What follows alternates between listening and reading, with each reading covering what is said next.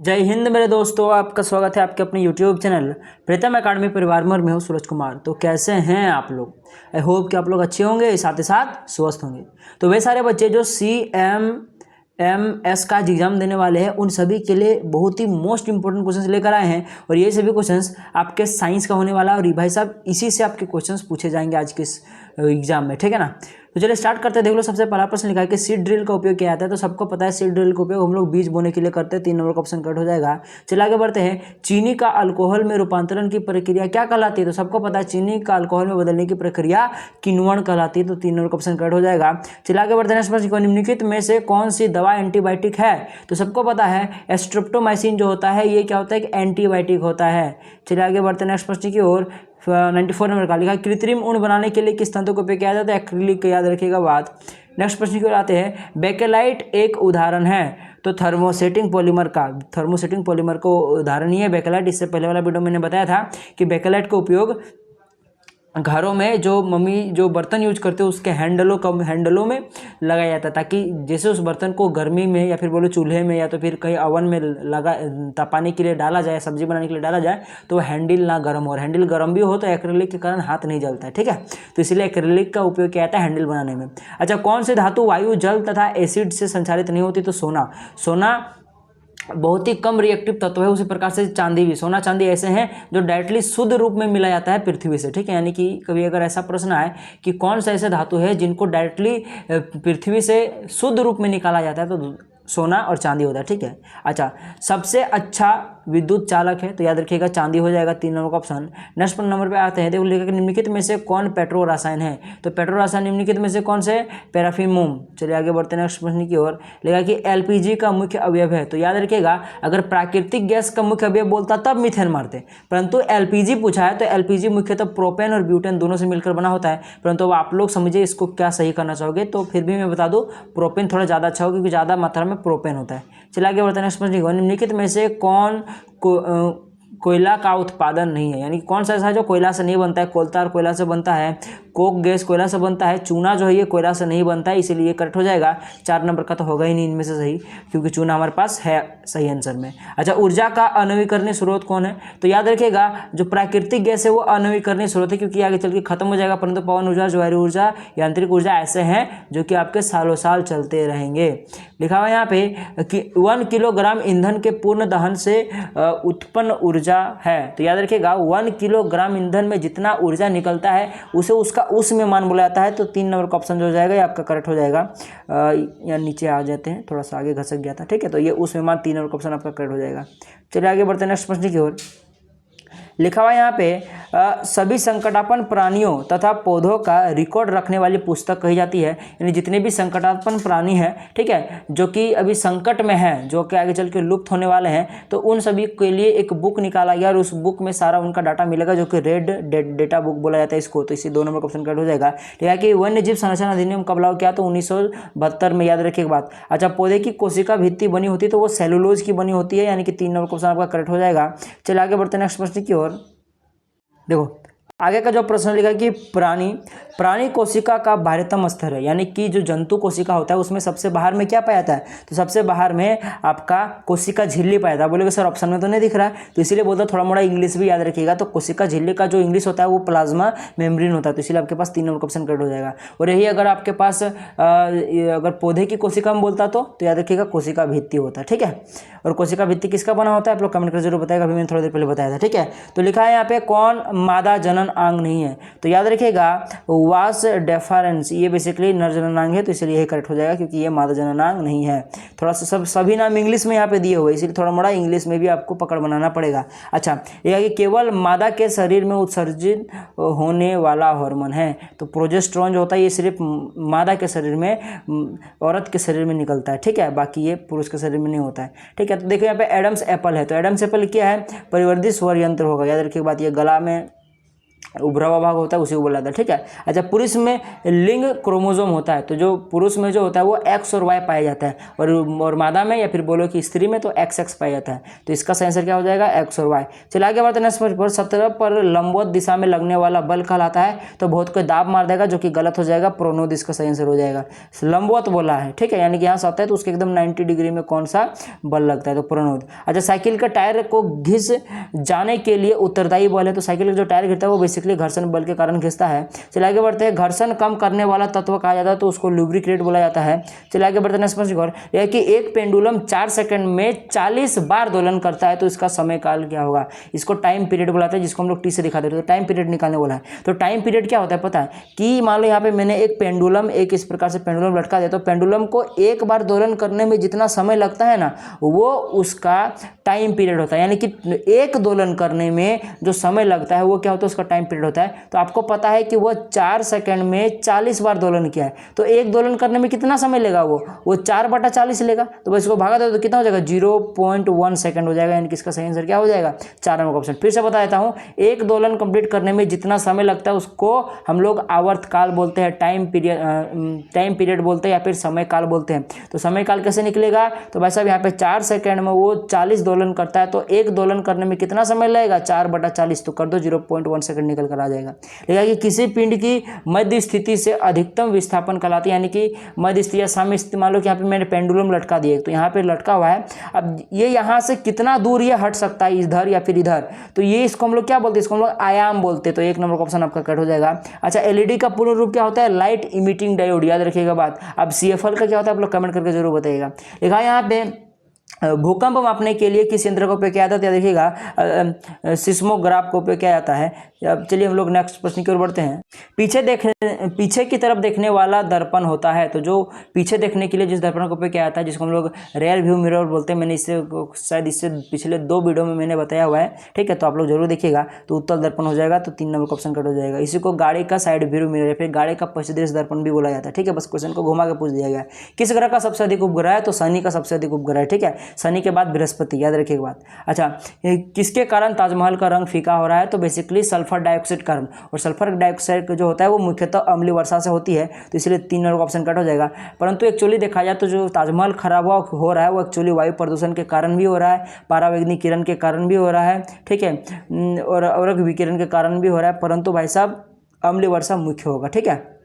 लिखा निम्नलिखित में से कीटभक्षी पौधा है, तो याद रखिएगा यहाँ पे जो आपके पास ड्रोसेरा दिख रहा है ये कीटभक्षी पौधा है। इसके सामने अगर इसके पास अगर इसके मुंह के पास अगर कोई कीट वगैरह बैठता है तो उसको बंद करके वो अपना आहार बनाता है, ठीक है, उसको बंद निगल लेता है, ठीक है। आगे बढ़ते हैं। पौधे का कौन सा भाग प्रकाश संश्लेषण के लिए हवा से कार्बन डाइऑक्साइड लेता है, तो वायुमंडल से कार्बन डाइऑक्साइड को खींचने का काम प्रकाश संश्लेषण के लिए वो पत्तों में जो रंध्र होते हैं वो काम करता है, यानी कि पत्र रंध्र आपका सही हो जाएगा। चलिए आगे बढ़ते हैं। भोजन के सभी घटक पूर्ण रूप से पाचित होते हैं, तो छोटी आंत में, याद रखिए बात, छोटी आंत में पूरी तरह से भोजन पच जाता है। आगे बढ़ते हैं। विश्व में प्राकृतिक रेशा उत्पादन में भारत का स्थान है, तो जो पूरा विश्व में सबसे अधिक एशिया में आपका प्राकृतिक रेशा उत्पादन होता है। और एशिया में कहाँ पे, एशिया तो एक महादेश है, तो एशिया में सबसे ज़्यादा चीन में होता है, चीन के बाद भारत में होता है, यानी कि सबसे दूसरा नंबर का स्थान पे होगा। चलिए आगे बढ़ते हैं। यहाँ पे निम्नलिखित में से कौन सा संबंध सही है, तो आपको पता है कि दूरी बराबर में 4 गुना समय होता है, तो ये आपके पास करेक्ट हो जाएगा। यहाँ पे लिखा है कि कौन सरल लोलक 20 लिखा है कि कोई सरल लोलक यानी कि कोई पेंडुलम है, ठीक है, जो 20 पूर्ण दोलन यानी कि 20 बार वो इस प्रकार से दोल जाता है, कितने समय में, 40 सेकंड में, तो लोलक का आवर्तकाल जो लो सेम प्रश्न आ गया टाइम पीरियड का, जो कि सब उससे इससे पहले मैंने थोड़ी देर पहले बताया था। तो क्या करना पड़ेगा आपको, बेसिकली एक दोलन करने में जितना समय लेता है उसी को क्या बोला जाता है, आवर्तकाल। तो एक दोलन करने में जितना समय निकलेगा वो निकाल लो। तो आपको पता है कि पूर्ण 20 दोलन करने में वो 40 सेकंड का समय लेता है, तो एक दोलन करने में कितना लेगा, 40/20, यानी कि इसको काट दो, यानी कि 2 सेकंड आंसर आ जाएगा, जो कि आपके पास ऑप्शन नंबर 2 में दिख रहा है। चलिए आगे बढ़ते हैं नेक्स्ट प्रश्न की ओर, ठीक है। निम्नलिखित में से कौन सा रासायनिक परिवर्तन है, सबको पता है कागज का जलना, जहां भी जलने कलने की बात चलेगी समझ लो कि वो रासायनिक परिवर्तन है, क्योंकि कोयले का चूर्ण बना दो फिर भी वो अभी तक कोयला ही है। कांच की बोतल को तोड़ दो तो जो कांच टूट गया वो भी अभी भी कांच ही है। कपड़े को फाड़ दो तो जो फटा हुआ दोनों भाग वो भी अभी कांच ही है, परंतु जहां कागज जल गया तो वापस से वो जला हुआ भाग कागज नहीं हो सकता, क्योंकि वो कागज बन ही नहीं सकता। सूक्ष्मजीव द्वारा मृत पौधों पर क्रिया करने से बनने वाला एक उत्पादक है। यानी कि सबको पता है कि सूक्ष्मजीव क्या करते हैं, पेड़ पौधे को सड़ा गला देते हैं, जिससे क्या बनता है, खाद बनता है, यानी कि ह्यूमी मिट्टी बनता है। यानी कि मिट्टी कैसे हो जाती है, उर्वरक क्षमता उसकी बढ़ जाती है। ठीक है, तो ये करेक्ट हो जाएगा। लिखा है देख लो नेक्स्ट प्रश्न, निम्नलिखित में से कौन सी जल जनित बीमारी है। यानी जल से होने वाला रोग तो हैजा हो जाता है, टाइफाइड हो जाता है, पेचिश, ये सभी जल से होने वाले रोग है, परंतु दमा जो है ये जल से नहीं होता है। चलिए आगे बढ़ते हैं। नर और मादा युग्मक के युग्मन का प्रक्रम कहलाता है, तो वो फर्टिलाइजेशन, निषेचन कहलाता है। जब नर युग्मक और मादा युग्मक यानी कि नर युग्मन में शुक्राणु और मादा युग्मन में अंडाणु जब मिलता है तब संयोग से जो युग्मन बनता है वो पूरी प्रक्रम क्या कहलाती है, तो वो निषेचन कहलाती है, फर्टिलाइजेशन कहलाती है। चलिए आगे बढ़ते हैं। निम्नलिखित में से पौधे का कौन सा भाग लैंगिक जनन में भाग लेता है, तो याद रखिएगा पुष्प क्या करता है, फ्लावरी क्या करता है, वो लैंगिक जनन में भाग लेता है। अच्छा, यहाँ पे लिखा है कि रेशम के तंतु किस जैव पदार्थ की श्रेणी के अंतर्गत आते हैं। सीधा सीधी पूछ रहा है कि जो रेशम के तंतु होते हैं वो किस जैविक पदार्थ की श्रेणी में आते हैं, तो बेसिकली प्रोटीन का, क्योंकि ये किसके बने होते हैं, प्रोटीन का, तो यही करेक्ट आंसर हो जाएगा।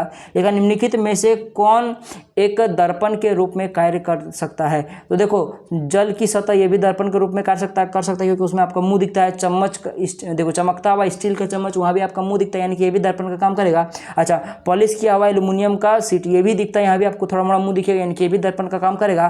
परंतु यहाँ पे जो ऑप्शन नंबर 4 दिख रहा है इनमें से सही यही करेक्ट हो जाएगा, क्योंकि यही चीज़ पूछा था कि निम्नलिखित में से कौन सा दर्पण के रूप में कार्य कर सकता, तो ऑप्शन नंबर 1, 2, 3 तीनों ही सही होगा, इसीलिए आपके पास ऑप्शन नंबर 4 में दिया हुआ है इनमें सभी, तो यही करेक्ट हो जाएगा। अच्छा, मानव शरीर का औसत तापमान कितना था, 37 डिग्री सेल्सियस, याद रखिएगा बात। चलिए आगे बढ़ते हैं नेक्स्ट प्रश्न की ओर। लेकिन निम्नलिखित में से किस अम्ल का जठर में अधिक स्रावन से हमारे अंदर अम्लता का कारण होता है।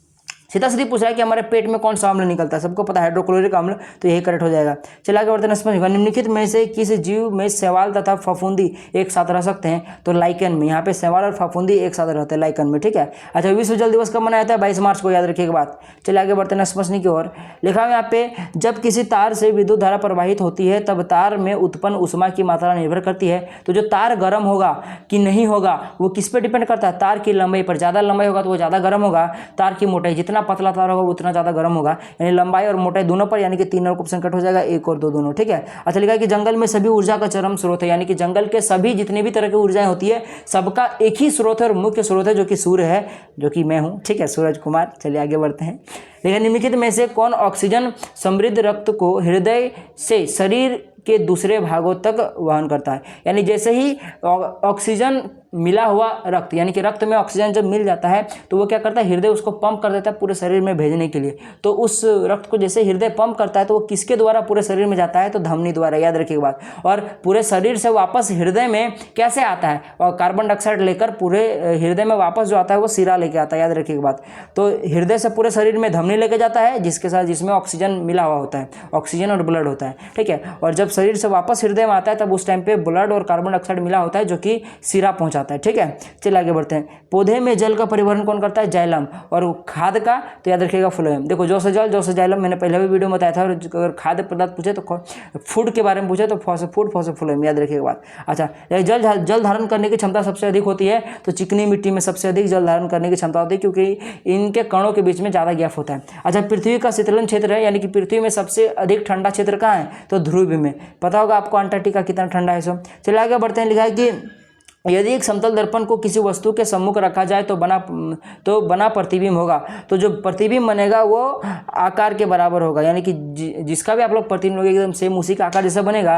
और जितना दूरी में आप लोग खड़े रहोगे दर्पण से, आपका प्रतिबिंब भी उतना ही दर्पण से दूरी बनेगा, याद रखिएगा बात। यानी प्रतिबिंब दूरी और बिंब की दूरी भी समान होगी। निम्नलिखित में से कौन सा उपकरण धारा के उसमें प्रभाव पर आधारित है, ठीक है, तो याद रखिएगा। देख लो, लिखा है कि इमर्सन हीटर का नाम सुनते ही सीधा सीधी पता चल रहा है कि ये विद्युत धारा तो उसमें प्रभाव पर काम करेगा।